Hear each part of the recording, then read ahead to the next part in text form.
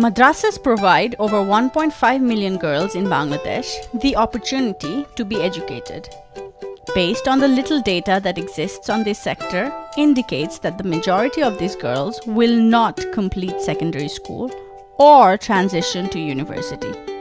Furthermore, only a small percentage of girls attending madrasas will enter the labor market.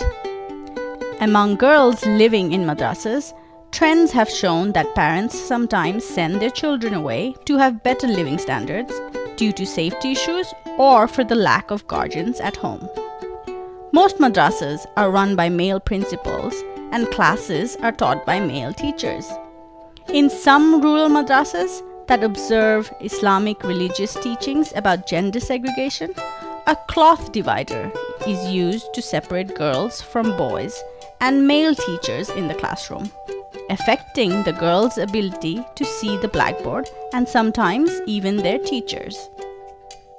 Leaping Boundaries works with a vision to break social barriers where every child is treated equally. The project is girl-focused, aimed at increasing visibility of madrasa students on mainstream national platforms where they are traditionally underrepresented. With increased capacity, a better coping mechanism and an increased visibility, these adolescents will gain greater confidence, a reaffirmed sense of identity, and thus be better able to mitigate their identity crisis. I can feel myself shrinking. Not sure when it started. Maybe it was the day I became a woman. But isn't becoming supposed to feel like unshrinking? Then why does it feel like I'm trapped in a cage, my childhood disappearing into darkness? I was 12 when I started to become a woman. Was I a woman already when it all started? I do not know when he first saw me.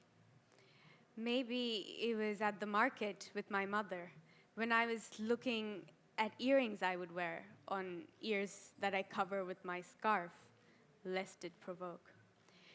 Maybe it was when walking back from school with my friends, careful not to laugh too loud, lest it provoke.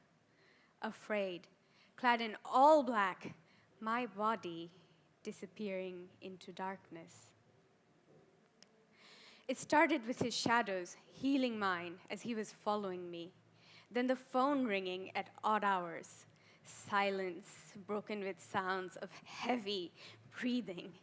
Then he started speaking, making propositions that left a bitter taste in my mouth. Feeling filthy, I was disappearing into darkness. It didn't stop there. He came over with his friends to my home, supposedly safe.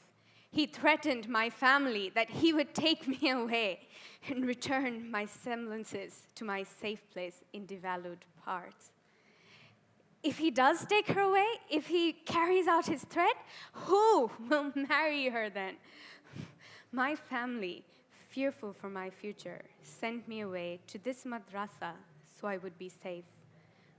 But I suffocate. Every day, 5 times, I respond to the call for prayer, prostrating before my Creator, asking for respite, but I don't find any. And I continue disappearing into darkness. Deported to this new abode, among other girls, barely living, I learn to lower my gaze, cover my face. You're so pretty. No wonder they look at you like that. But I feel ugly, drowning in shame and misery, disappearing into darkness. I keep it covered now, this tool of the devil, my face. I must not provoke. But it doesn't stop. Different people, same ploys. They keep making me feel naked, open for the taking. So I actually wish I could disappear into darkness.